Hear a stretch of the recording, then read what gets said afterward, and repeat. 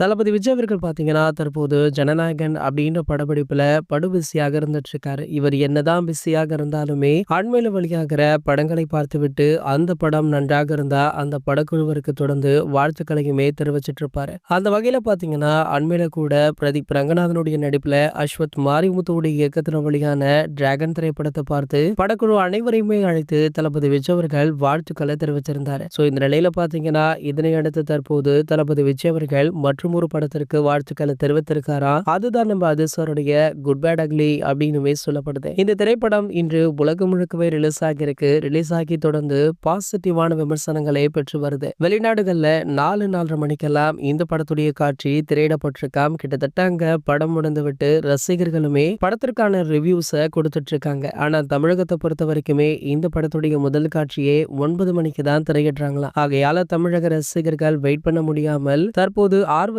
அல்லாடி கொண்டும் இருக்காங்க. இந்த நிலையில தற்போது தளபதி விஜய் அவர்கள் குட் பேட் அக்லிக்கும் கே அவர்களுக்குமே வாழ்த்துக்களை தெரிவிச்சிருக்காரு. இந்த செய்தி பாத்தீங்கன்னா கே ரசிகர்கள் மத்தியிலுமே வைரல் ஆகிட்டு இருக்கு.